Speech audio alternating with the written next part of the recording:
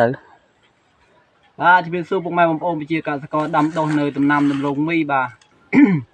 ហើយយើងមកប្រមូលផលគីឡូយើងដាំឥឡូវពីខែ4ឥឡូវដល់ខែ10ខែ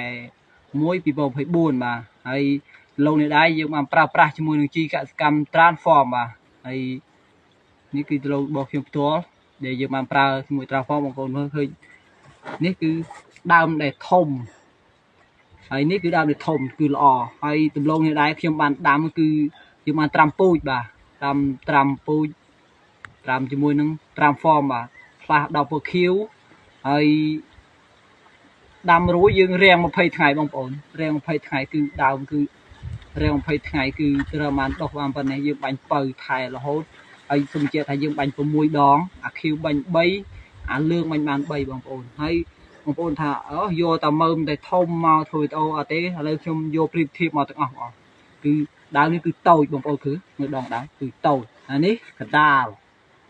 ចំណែកនេះគឺដើមដែលធំដែលមានសុខភាពល្អគឺដើមធំសុខភាពល្អបងប្អូនឃើញដុះនៅចេញពីលើមកនេះដើមមានសុខភាពល្អយ៉ាងនេះដុះខ្នែងមកក្រោមនេះថាដើមនេះរៀងអន់ដែរហើយនេះគឺដើមដែលអន់ដែលយើងទូចបើនេះថាទូចគឺអន់ហើយសូមបញ្ជាក់ថាយើងបានត្រាំពូជជាមួយនឹងតកូល Transform យើងបាទដល់ពូខៀវហើយ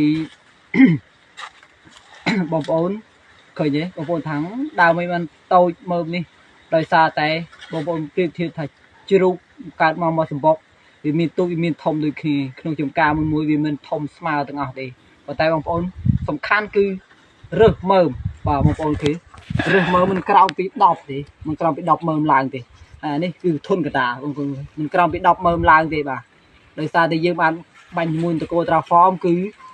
បាញ់បំលែងរើសឲ្យទៅជាមើមបាទគឺបាញ់មានយើងត្រាំបញ្ចេញរើសហើយដល់ពេលយើងបាញ់រើសនឹងឲ្យទៅជាមើមបាទនេះគឺរើសឲ្យទៅជាមើមបងប្អូនឃើញដើមទីទូចទេប៉ុន្តែបងឃើញរើសបំលែងទៅជាមើមបាទបងប្អូនមើលទៅដងដើមឃើញទូចខុសគ្នាឆ្ងាយនេះប្រប៉ិន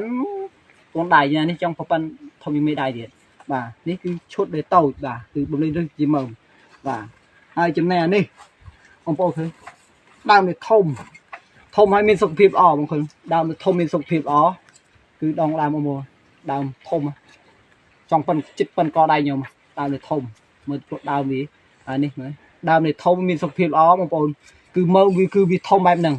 បាទឲ្យតែដើមមានសុខភាពល្អមើលធំនេះហើយសូមបញ្ជាក់ថាដាំរាំង20ថ្ងៃផងបាញ់ដើមនេះដុះបានប៉ុណ្ណឹងហើយខ្ញុំគិតថាសំខាន់លើដើមពូជ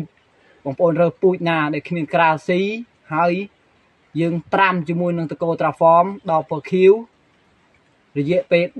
15នាទីទៅកន្លះម៉ោងគឺល្អបាទបងប្អូនត្រាំទៅហើយយើងយកទៅដាំរាំងអាកាសធាតុរាំងវា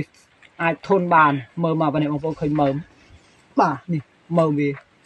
ខ្ញុំឲ្យលើរួចបាទបងប្អូនឃើញបាទនេះយើងបានប្រើជាប្រាស់ជាមួយនឹង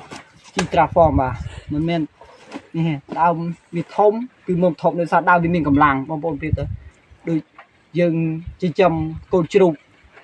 វាមិនដែលធំទាំងអស់ទេហើយក៏វាមានទូចវាមានធំដោយសារតែការហូប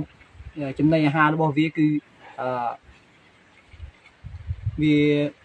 ទទួលយកបានច្រើននិងទទួលយកបានតិចតែនេះដើមនេះល្អគឺមានសុខភាពល្អគឺយកពេលយើងបាញ់ Transform ទៅបើទៅបាញ់ជីបើទៅបានន័យថាវាស្រូបយកបានល្អទៅចិញ្ចឹមរើសទៅចិញ្ចឹមមើលបងប្អូនឃើញរើសបំលែងទៅជាមើមនេះមិនក្រោមពី10មើមទេបាទមិនក្រោមពី10មើមទេហើយនេះក៏ដូចគ្នាលើសបាទបងប្អូនឃើញគឺថោះធំល្អគឺបំលែងរើសឲ្យទៅជាមើមដោយសារតែយើងបានបាញ់តាមវគ្គគឺខ្ញុំបាញ់គឺខ្ញុំកត់ថ្ងៃឆ្នាំល្អអាចហើយយើងបាញ់ហើយចង់ឲ្យបងប្អូនជាកសិករណាចង់ប្រើគួរតែបាញ់ហើយយើងកត់សង្កល់មានពេលវេលាទៅបាញ់ពេលព្រឹកម៉ោង6ម៉ោង7ដល់ម៉ោង9ព្រឹកយើងអាចឈប់បាញ់ដល់ម៉ោងល្ងាចម៉ោង3ម៉ោង3ចាំម៉ោង3ទៅយើងប្រឡប់យើងបាញ់ទៅប្រឡប់ទៅគឺល្អពេលនោះគឺបើចង់បានផលយើងបាញ់ពេលហ្នឹងបាយថ្ងៃក្តៅខ្ញុំអត់ណែនាំឲ្យបាញ់ទេតែថ្ងៃត្រជាក់ព្រឹកគឺខ្ញុំណែនាំឲ្យបងប្អូនគួរតែបាញ់ហើយនឹងបងប្អូនប្រើគួរតែអាចប្រើបានបាទជ ជាមួយនឹងជីកសកម្មត្រាហ្វមពីព្រោះឲ្យខ្ញុំប្រើគឺ3ឆ្នាំហើយខ្ញុំនៅតែគ្រប់គ្រងហើយនឹងក៏ជឿជាក់លើផលិតផលត្រាហ្វមឲ្យទៅបងប្អូនប្រើគ្រប់តាមលក្ខខណ្ឌហើយនឹងតាមការណែនាំរបស់ហើយជីរបស់ក្រុមហ៊ុនបាននេះយើងឃើញថាទទួលផលមិនថាមុំទូចមិនថាមុំធំគឺឃើញផលទាំងអស់ជាក់ស្ដែងបងប្អូនអាចពិសោធន៍មើលបានបាទហើយខ្ញុំឃើញដែរគឺគ្មានអ្វីច្រើនទេមានតែប៉ុណ្្នឹងអាចដែលផ្ដើមទៅបងប្អូនជាកសិករដែលមិនទាន់ប្រើអាចចាប់អារម្មណ៍ប្រើអាចប្រើបានបាទហើយសូមអរគុណបាទសូមជម្រាបលា